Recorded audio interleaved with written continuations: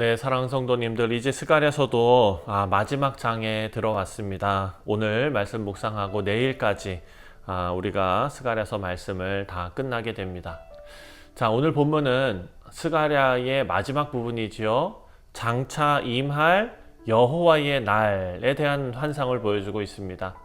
자, 종말론적인 구원 그리고 하나님의 나라의 완성을 바라보게 합니다. 그러니까 우리가 요한계시록 말씀을 묵상하고 또 스가랴 말씀을 묵상하는 게 참 연결이 잘 되어져 있다라는 것을 생각하게 됩니다. 첫 번째 1절부터 2절까지의 말씀을 보면 여호와의 날이 이르리라 라고 말합니다. 1절에 여호와의 날이 이르리라 그날에 내 재물이 약탈되어 내 가운데에서 나누이라. 자, 구약에서 여호와의 날, 이것은 하나님께서 직접 개입하시고 심판하시고 구원하시는 그런 역사를 뒤흔드시는 날로 설명되고 있습니다. 그래서 1절에 보니까 전리품이 내 재물이 약탈되어 내 가운데에서 나누이리라. 전리품이 나눠지고 2절에 보니까 내가 이방 나라들을 모아 예루살렘과 싸우게 하리니 성읍이 함락되며 가옥이 약탈되며 부녀가 욕을 당하며 성읍이 백성이 절반이나 사로잡혀 가려니와 남은 백성은 성읍에서 끊어지지 아니하리라. 자, 열국에 모여서 예루살렘을 치는 장면이 나옵니다.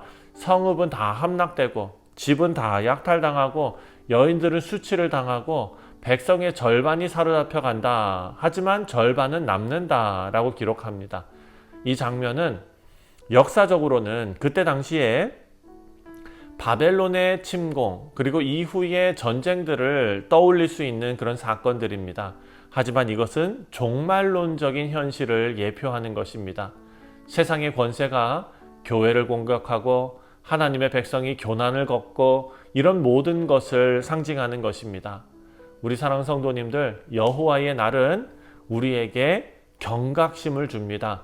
우리는 이 땅에서 평안한 것, 안일한 것, 이런 것만 기대하는 것이 아니라 언제든지 하나님의 심판이 임할 수 있다라는 것을 기억하면서 깨어 있어야 한다라는 것을 우리에게 알려줍니다.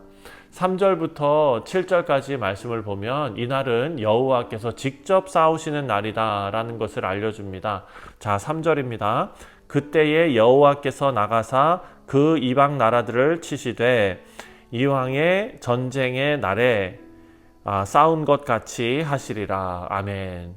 자, 하나님께서 자기 백성을 그냥 내버려 두시는 것이 아니라 친히 나가셔서 대적을 치셨다라고 말합니다. 그리고 4절을 보니까 그날에 그의 발이 예루살렘 앞 곧 동쪽 감람산에 서실 것이요 감람산은 그 한가운데에서 동서로 갈라져 매우 큰 골짜기가 되어 산 절반은 북으로 남은 절반은 남으로 옮기고. 자, 감람산은 예수님께서 마지막 날에 기도하시던 자리죠. 그리고 그곳에서 하늘로 승천하신 자리입니다.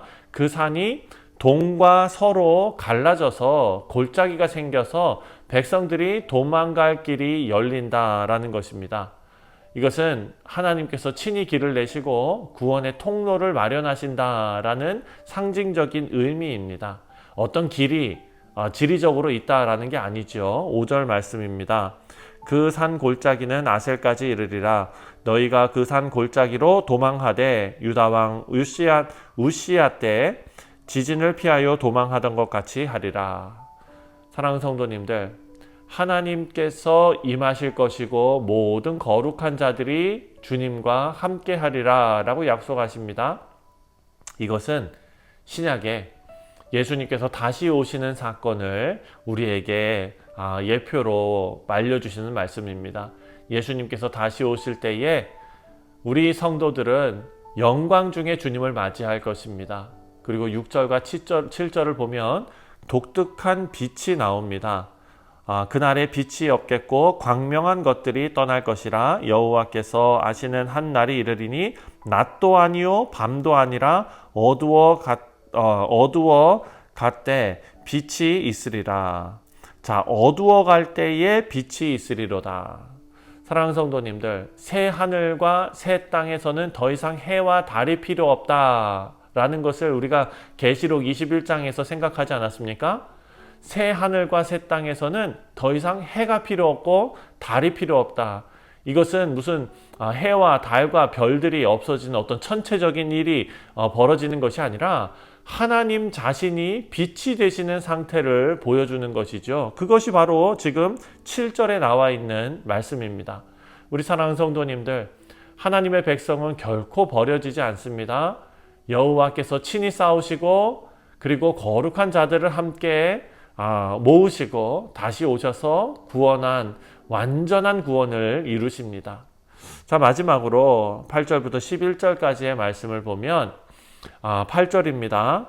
그날에 생수가 예루살렘에서 솟아나서 절반은 동해로 절반은 서해로 흐를 것이라. 여름에도 겨울에도 그러하리라. 예루살렘은 산 위에 있기 때문에 원래 강이 흐르지 않습니다. 하지만 여호와의 날에는 생수가 솟아나서 사방으로 흘러간다라고 말합니다. 성전에서 흘러나오는 생수. 에스겔 47장에도 나오는 말씀입니다. 그리고 요한계시록에서도 우리가 묵상했던 말씀입니다. 하나님과 어린 양의 보좌로부터 생명수가 흘러나오는 것을 우리가 생각했죠. 묵상했습니다. 여호와의 날은 고난으로 끝나는 것이 아니라 궁극적으로 생명의 충만으로 이어진다라는 것을 알 수 있습니다. 9절입니다. 여호와께서 천하의 왕이 되시리니 그날에는 여호와께서 홀로 한 분이실 것이요 그의 이름이 홀로 하나이실 것이라. 자, 모든 민족과 열방을 다스리시는 하나님의 그런 통치가 완성이 되는데 세상의 권세, 그 힘을 부리는 것 같지만 마지막에는 하나님만이 유일한 주권자가 되신다라는 것을 알려줍니다. 사랑하는 성도님들, 이것은 하나님 나라의 소망입니다. 예루살렘은 한 도시가 아니라 하나님의 백성을 상징한다라고 우리가 요한계시록 묵상할 때 배웠습니다. 교회가 마지막 날에 완전하게 회복되고 영원히 안전하게 거하게 될 것을 말씀을 통해서 우리에게 알려주십니다. 오늘도 우리가 묵상했던 내용들, 첫 번째로 여호와의 날은 심판의 날이지만 우리에게는 구원의 날입니다. 믿는 자에게는 소망의 날이 되는 것입니다. 그리고 하나님께서는 자기 백성들을 절대로 혼자 버려두지 않으신다. 오늘 본문 말씀 보니까 친히 싸우십니다. 친히 길을 내십니다. 구원을 이루십니다. 세 번째로 이해할 수 없는 빛이 나옵니다. 여호와의 날에는 새로운 빛, 생명이 임한다. 해가 필요 없고 달이 필요 없고 이 땅의 어둠과 혼란이 다 지나가고 하나님 자신이 빛과 생명이 되시는 날입니다. 그리고 마지막 날에는 예루살렘이 안전하게 거하게 됩니다. 우리가 안전하게 거하게 됩니다.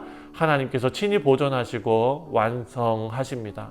사랑하는 성도님들, 오늘 우리는 세상 속에서 여전히 영적인 전쟁과 그리고 핍박을 경험하면서 살아갑니다. 하지만 하나님께서는 결코 우리를 그냥 내버려 두지 않으십니다.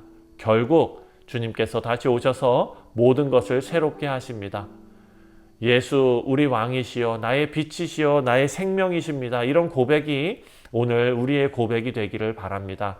사랑하는 성도님들, 오늘 하루도 여호와의 날, 이 날을 소망하면서 끝까지 믿음을 지키시고 하나님의 백성으로 서는 복된 하루가 되시기를 주님의 이름으로 축원드립니다. 기도하겠습니다.